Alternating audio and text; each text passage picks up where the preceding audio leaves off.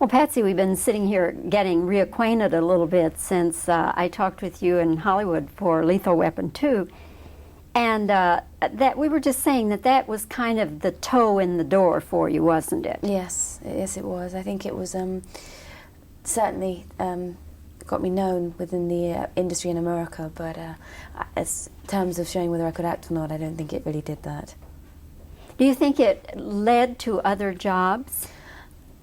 No, I don't actually. I never expected when I did Lethal Weapon and when it came out, and although I was asked to come to the junket and everything, I never expected it to give me a career in American movies, because I always realized that it was Mel Gibson and Danny Glover's movie.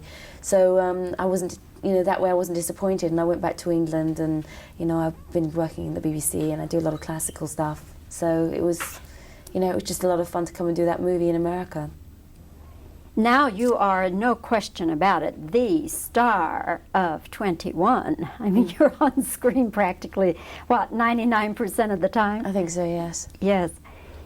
Was it written with you in mind? No, not at all. I was put in touch with Don Boyd, the director, who co-wrote the script with a 25-year-old girl. And my agent is his agent, and we met in London, and I was one of several actresses who were up for the role. So you had to go through many readings, or what? I didn't actually. In the end, I didn't read for him. He tested some people, and I'd met Don several times, and we just sat and talked, really. And in the end, he just said, "Listen, I've decided to go with you." So there was never a test or reading as such, but I think he got to know me pretty well before he made his decision. After you got into filming it, Patsy, were there any scenes or any things that you were required to do that were difficult or unpleasant for you?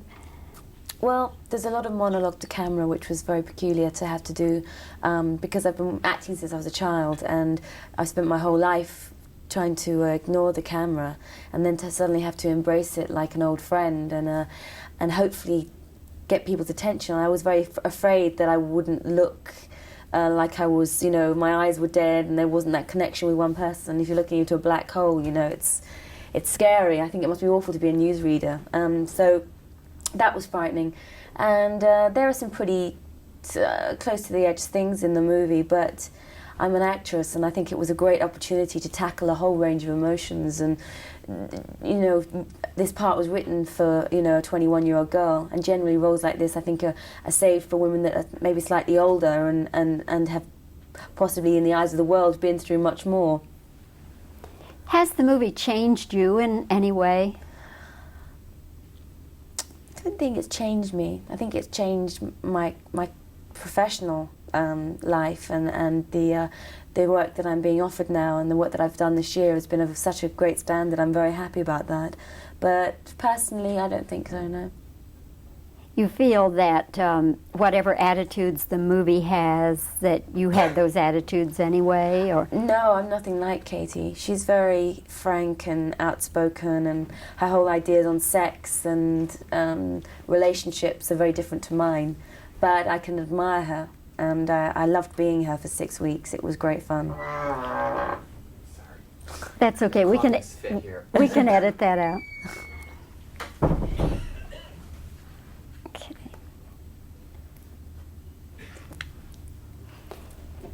I read that it was a 29-day shoot. Yes. That's very, very short. Yes, it was $1.2 million the movie cost to make, and 6-day weeks, and we were 5-6 weeks shooting. It was unbelievably quick and cheap, on the cheap as well. And you had 3 different countries you were shooting in? That's right. I don't know how we did it actually now, but that's great, and that's, I think, for what we've got on the screen, it's a miracle, really. Would you like to work for those people again, the same producers and the director? Definitely. I would very much like to.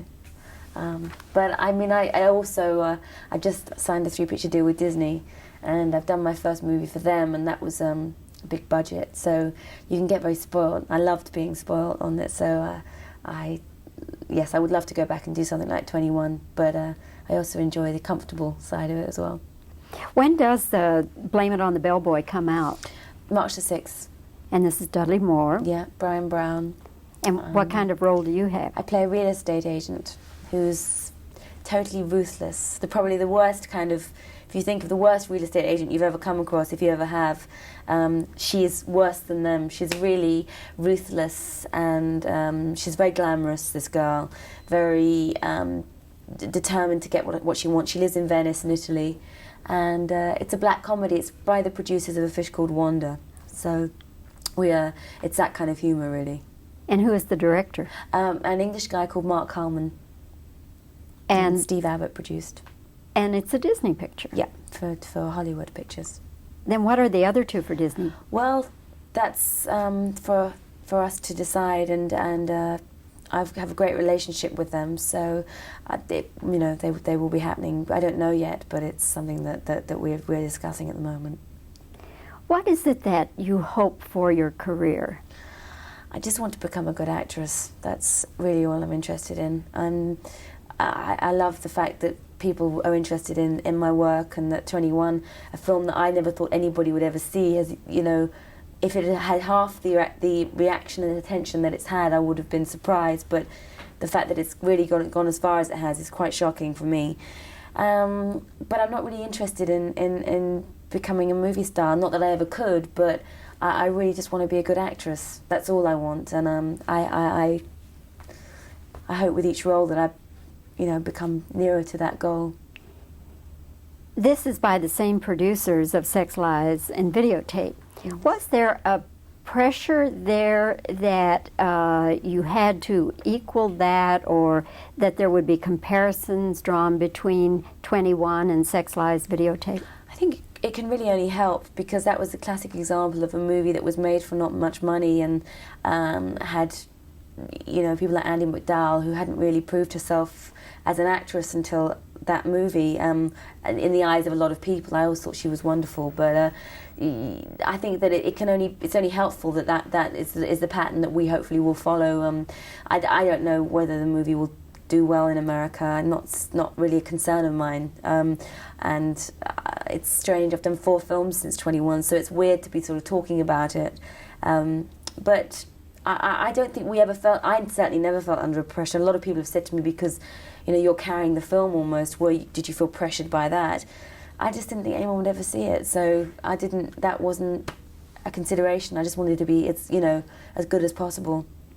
And you just wanted to show everybody you could do it, I guess. Well, I think I wanted to just do it. I mean, I didn't know if anyone would ever see it. So it's really surprised me, certainly. Well, I think that it will be no surprise to the people who see it that you're very, very good in it. Thank it's you. a very strong performance. Thank you very much. And I wish you the best. Thank you, Bobbie. Thank you, Patsi. Okay, now just stay where you are. Okay. Yeah.